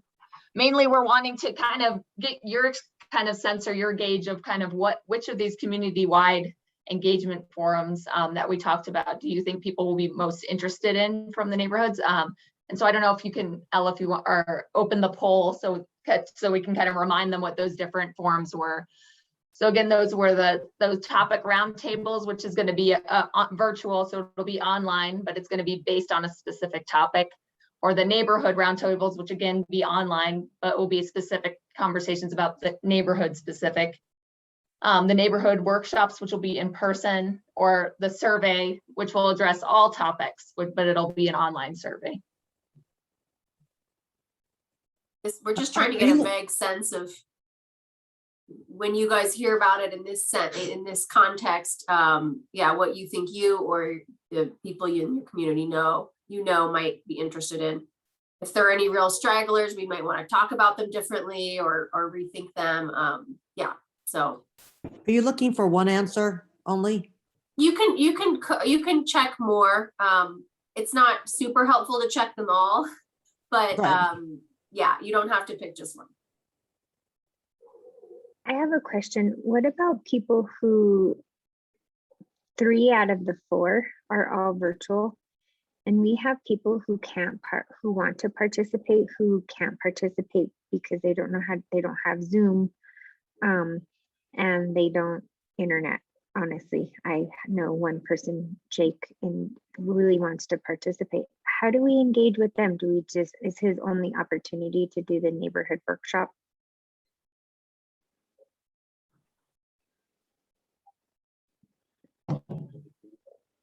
Jane, do you want to? I mean, I would say the traditional outreach, yes, the neighborhood workshop is the one. I think we're going to be doing. If you look on the schedule, those are kind of separated out. They're coming after so that we can hopefully be out of this current COVID surge, but B, so that we can really focus on getting the word out about those, to make sure that everyone's hearing about them. And then I think, and I think that the work that CCC is doing would be kind of the other option for that. But Cheney and Carlos, if you have anything to add. Yes, I'd like to add that we could have a one-on-one with the promotora, and we figured that would be the easiest way for somebody to interact as well within this project. One way or another, even if we need to have the community member, which is through a phone call, we'll do so in order for them to reach, so we have this information be sent out to them, and so they can have this information. So. Great, thank you. Because a lot of the seniors, they don't want to do. We have to meet them where they need to be met. That's correct. Yes, we worked with a lot of senior citizens here also too, and we noticed that it's a little hard trying to also just even get trust in just using some sort of device. So yes, even traditional methods, or even just like just a simple phone call, or even just having the one-on-one communication with the promotora, we find that it's very good. Awesome, thank you. Thanks, Carlos. So I saw Archer, you put your hand down. Yeah, that's fine. Thank you. Okay. So we're gonna go break into small groups soon, but I just wanted to kind of, you guys probably did. Ella, do you think we got most people responding? I think so. I think we got a good group and want to move on to our conversation. So I did. Are you guys seeing it? I said share, Yes. but okay, thank you. I can't see what you see, so I have to trust Zoom. Okay, great. Yeah, and it seems like a lot of folks are interested in person, it seems like, so good. Okay, so we're going to break into small groups, and Carlos and Sung are going to kind of lead those small groups so you can get to know them a little better. And during that, we're kind of just going to try to get your feedback on how we can engage people better. So the questions we'll be asking is, what people, places, or events can help us connect better with the community? So we're going to kind of get your references, your recommendations on those. And then we also want to know, not just like, who do we talk to, but how should we be talking to people? So what types of messages could help motivate the community to become more involved?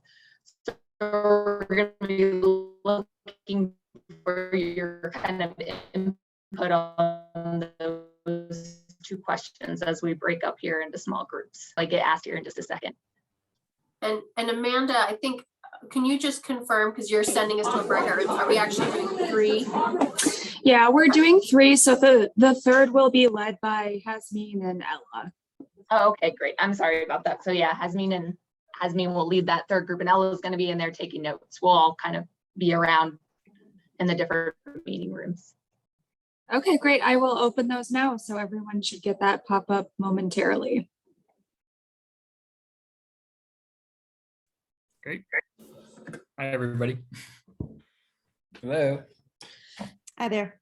So it's great to see you all. I think it was pretty interesting to just kind of at the introduction that, everyone has a community around them and everyone's plugged into so many different networks. And, when we all come together, it might seem like a group of 9 people, but really it's, maybe 100 plus, right? So With that, I mean, let's just kind of get into it with the people, places, and events. I think some were mentioned in introduction, so we could also just mention those again. So yeah, what are some specific people, places, or events that you can help us connect with the community to? It's a small group, so feel free to speak up instead of using I'll the raise go. My name is Lorenzo Ramirez again. I live in the Lower Highlands neighborhood, have for almost 40 years. I'm very much connected with my community because the work that I do, the reason why I do it is because I live in the communities that I work with. So I've established that trust. People know who I am. They trust what I do and who I'm affiliated with and what I get them involved with. So sometimes I put my rep on the line. So I have to be very careful, what I say, what I promise, and what I can deliver to community. It's important to follow through with them. But as far as connections, I have many connections because of the different circles of people and community activities that go on throughout the year. Through my cultural work, right now, we're just going to reopen the studio next week. I have a lot of contacts through my students, my performing group. They've been with me. This is our 35th anniversary, so this is like the 4th generation of dancers that have come through. Most of them have been with me over 10 years, so I know their families and their families' families. So in other words, I'm very well connected, specifically and more with the Latino community, but I also work within the LGBT community, also with people with disabilities community, and not so much with the development community right now, but I know some young developers who are very community conscious, which I think is a nice direction to see that going. But as far as events, cultural events, I'm the guy you go to. I'm either involved with them in our neighborhoods or I know of them. There's a lull right now because we're in the winter months, but in the spring and in the summer, there's a lot of activities with a lot of the churches in our neighborhood. They do their bazaars in the summer, have a lot going on with the arts, communities, hopefully more. La Raza Park, they do their annual celebration. We do a Aztec dance ceremony there. I think it's our 40th year or even more than 40 years that we use the park as our sacred space. I'm part of that. And also theater groups. I have an individual who I really would like to connect with. He wants to connect with us. He's a professor at University of Colorado, Denver, and he teaches political science. Dr. James Walsh, and he lives in the Sunnyside neighborhood. I think we need to kind of pull him in somehow. I can be the liaison to him for now because I know, the committee is what it is, but I think we really need his voice because he has a lot of history also, and he does theater.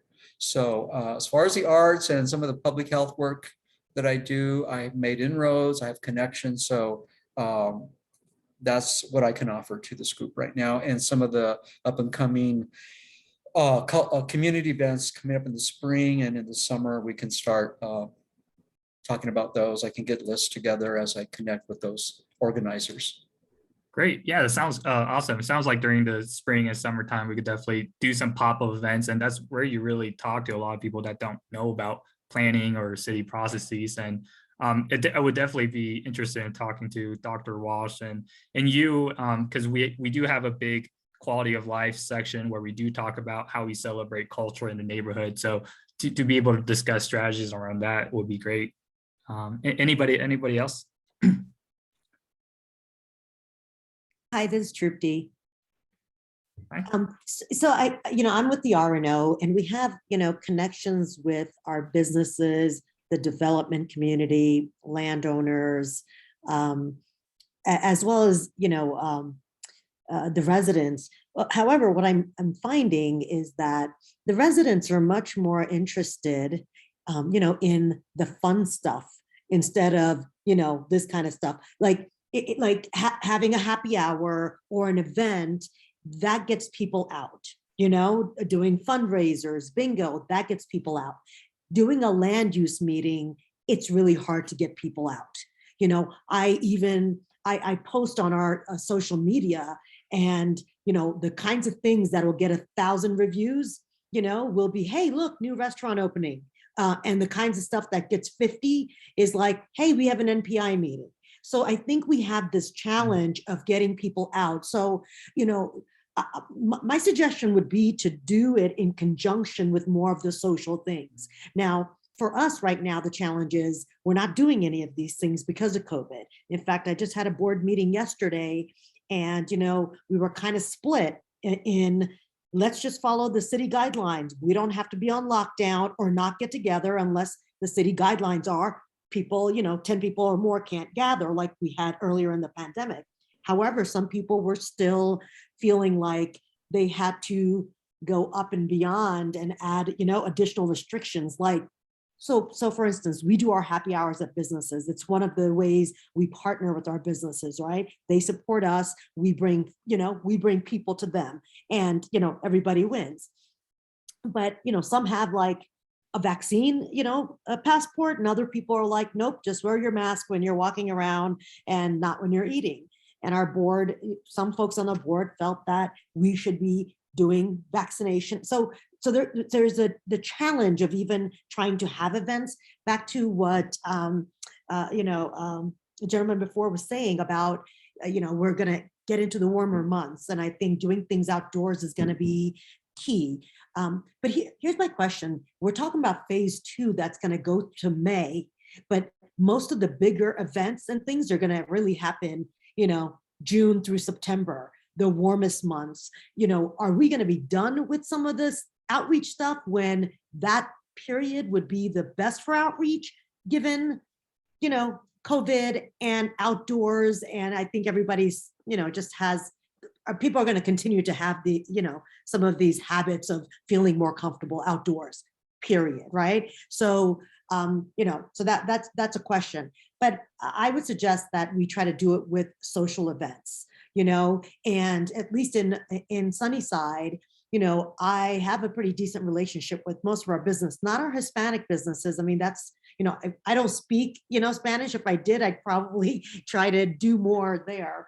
But even if something is going on at a business like trivia night or, or whatever, something else, I would feel comfortable asking them, hey, can I throw a pop-up, table, and we'd be able to share. So we would be able to partner with other businesses in a sense with their events, right? To get the information out. And certainly any of the events we do, we would make, NPI and educating folks, as part of it. Okay, great. Yeah, no, definitely. I think I would appreciate take you up on the offer of just kind of being the bridge to the businesses and helping you out with pop-up events and of that nature. So I just got a notification saying only 5 minutes left. Oh. Any additional suggestion on people, place, or events? Or we haven't gone to the second question about how we message some of this so that it does sound more attractive than a land use planning meeting. I honestly wouldn't even go to that either. So, so any other thoughts there? I was jotting down some thoughts, and this is just something to throw out there, but like planning for the future by preserving the past.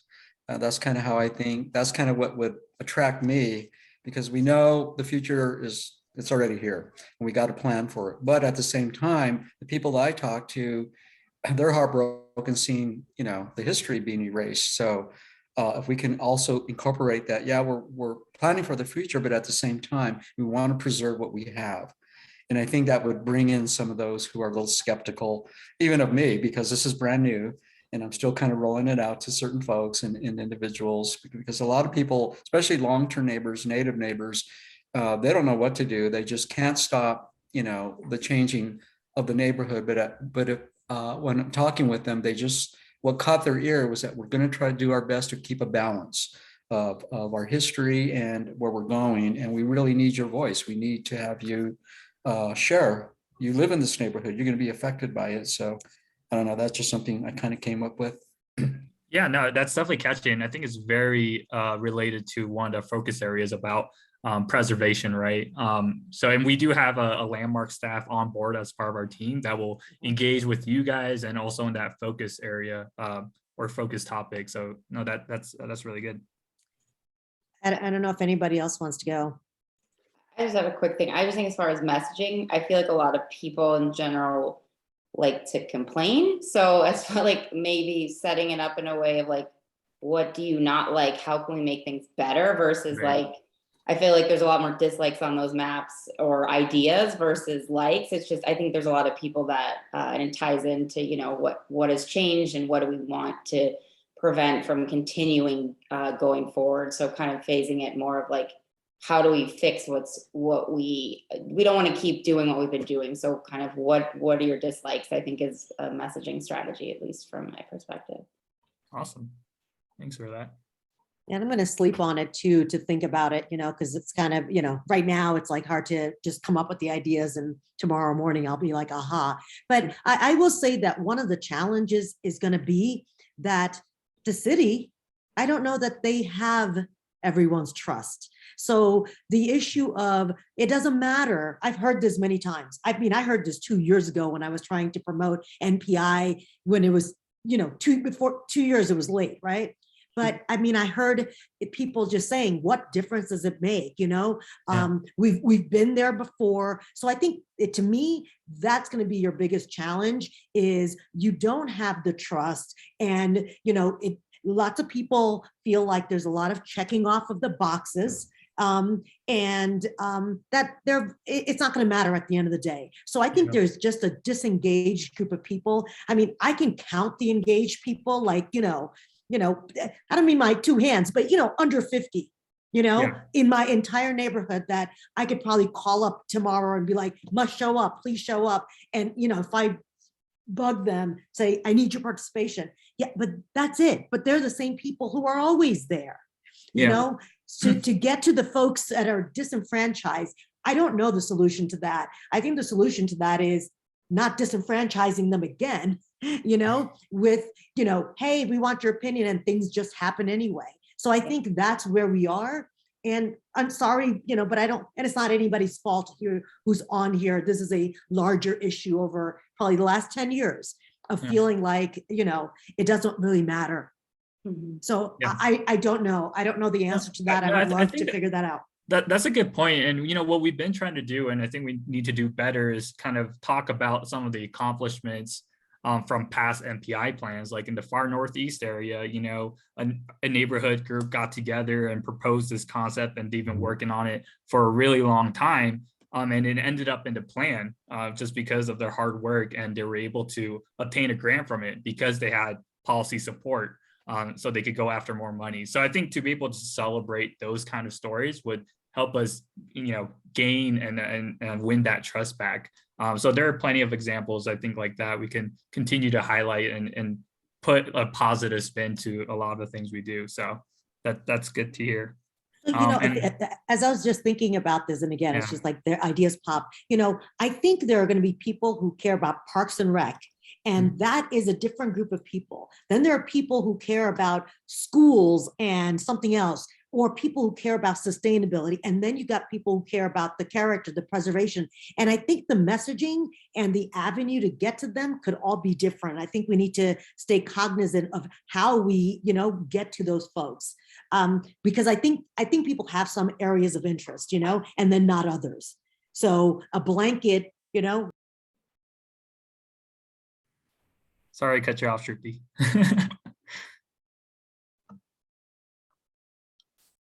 Thanks everyone for taking the time to give input on that. It seemed like people had kind of a lot to say. So I imagine that maybe you didn't get to kind of everything you wanted to share. So I know we're going to follow up with an email with a bunch of kind of different ways that you can participate. So maybe if you have, maybe we'll give you an opportunity then if there's any recommendations that came to mind afterwards, or you just weren't able to get to during this. I know that especially with events that we talked about, if you want some city staff there, some of the team there, it really helps us to get a lot of notice on that so that we can make sure that person is available. So if you think of any events, even if they're kind of a ways off, it's helpful to hear about those. So yes, Grace, very true.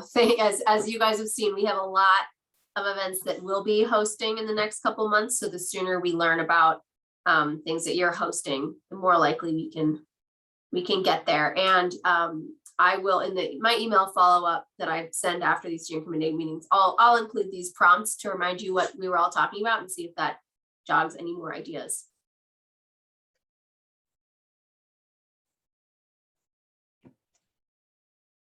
Okay, so we're just gonna wrap up here. Sung's going to talk about the upcoming steering committee meetings, and we'll get you guys out of here on time. So, Sung, Yeah, sure thing. I was muted. So like Janie mentioned before, these next few rounds of our steering committee meetings will be focused on the focus topics themselves, so we can have a more in-depth conversation as a steering committee. So it's important to note that as we have these conversations, it'll run concurrent with all the public conversations we're having with the public roundtables and neighborhood workshops. So it just gives, you know, us an opportunity to talk through these issues and topics while the public is talking through it. So we'll come back together after those topics in June to kind of, you know, reflect on all the input that we received through the phase 2 process and talk about next steps moving forward. Tentatively for February 22nd, I think we've identified health environment as a subject. So talking more about food access, parks and recreation, and those kind of quality of life related topics. The next slide. And then closing and next steps. So this is a lot of information, but like Ella mentioned, she will follow up with an email to kind of go over all of these things, including homework. But just to mention a few of the meetings that are occurring in the next few weeks or months is we're going to the Sunny meeting on February 10th. We're going to obviously have our next steering committee on the 22nd, and Council District 1 is hosting an Ask a Planner, and they're devoting that time for the Near Northwest. So for folks to learn more about our plan, what planning is, and how they can get involved in that process. So look out for mid-February. I think that's that's going to be our initial e-blast. So if you aren't sure you're signed up for our newsletter, we can double check and sign you up. And once that goes out, you guys can forward that to kind of all your connections. So we start kind of building up this engagement effort. So to follow up on the homework assignments, if you haven't already done so, send us your interest in which focus groups you would like to be involved with, and maybe perhaps others in your community that would be kind of well suited for some of the focus groups we've identified. And yeah, continue to just send us events and invite us to things with advance and notice. And it obviously helps spread the word. And I think Cheney touched upon the street campaign. So it would be awesome to kind of work with you guys to get boots on the ground and really do get the word out for this outreach kind of phase. And then read, yeah, issues and opportunity. It's an interesting read, but it is long. So feel free to just kind of take your time reading through that. We'll send it's not live right now, but we will send a link to that document as part of the e-blast in mid-February. So I think that's all of that. Like I said, Ella will follow up with an email that covers all these things in greater detail. And I think that's about it, unless we have any questions before we end the meeting tonight. But thank you all for really just taking the time to be here, to be able to kind of converse with us and your neighbors. And I continue to look forward to just working with you guys. So. You may have heard repeated throughout tonight's meeting that my follow-up email will mention this. So you may guess that the email I send after this meeting will probably be a little longer than normal, but I just want to make sure you guys have all of this information in one place so that you can do some brainstorming and do your homework and all of that. So don't be overwhelmed when you read it. When you see it come in, it'll all be familiar topics. Yeah, thank you all for joining us tonight on this kind of dreary weather night. We're happy to be virtual on snow days. And we really look forward to diving into the topics with you starting next month. I think it'll be really exciting to really dig into the meat of this and get to start to have these conversations. And yeah, we'll follow up, and I will stop talking in case anyone wants to chime in with questions. Ella, it's Leslie Twarogowski. I've got a question that you might not be able to address tonight, but maybe we can in the future. I was looking at the Blueprint 2001, where Jefferson Park was identified as a area of change. And I understand we're not doing that in the current NPIs, but there was a fantastic, beautiful paragraph about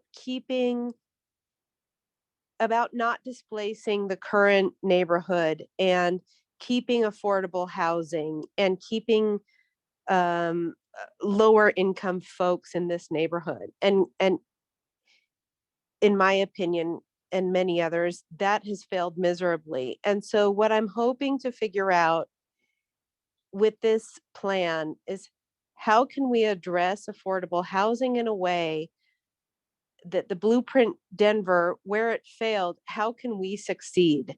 How can this plan be different? How can we address affordable housing and keeping people in the neighborhood, not displacing the people who've been here for a long time in a way that the earlier Blueprint failed to do?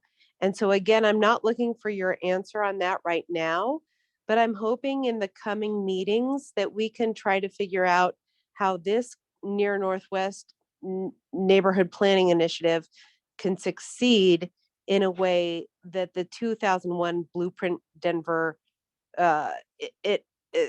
where we can fix what Blueprint Denver of 2001 didn't do right. I think what I'm not recalling that exact paragraph, but I think what you've summarized is very much a priority of what this process is, from what we're already hearing here and from the community. So I want to assure you that as planners, we can acknowledge when things don't work out. And so we won't just be planning to do the same thing and hope for different outcomes. We'll be doing a lot of work to figure out what did go wrong and how we can do better and how we can continue to track that and correct course over the next 20 years, the course of this plan. Thank you. And again, I didn't mean to put you on the spot or ask for an answer right now, but and I'm happy to distribute that paragraph that came out from the 2001 Blueprint Denver, but it said everything that I wanted a plan to say, or that I would want even the current NPI, the Near Northwest NPI, to say. But where it went wrong is my hope. I hope that we try to dig down and figure out where that went wrong and where that didn't succeed. So Ella, thank you. And again, I didn't mean to put you on the spot or ask for an answer right now, but I want to bring that forward. So thank you. Well, no, thank you for bringing that up. And I can't give you an answer because we don't know yet, but that's exactly what we want to work with this group, with the community, and with the folks who are doing this kind of housing preservation work to figure out. Yeah, and the affordable housing topic groups, the focus group and the topic conversations with the community, even though the title is affordable housing, we specifically will focus on anti-displacement strategies, wealth building, and preserving the existing affordable housing that's there. Not just how do we build more, because the city's working on that, citywide. And so we want to do a more focused discussion on preservation. Thank you so much. It is after 8, so want to let you all get back to your lives and your evenings. Thank you again, and we look forward to diving into the details with you next month. I feel better, Ella. Thank you. Thank you. Thank you. Thank you Take all. care. Bye. Thank you all so much. Good night, Thanks everyone. everybody for your time.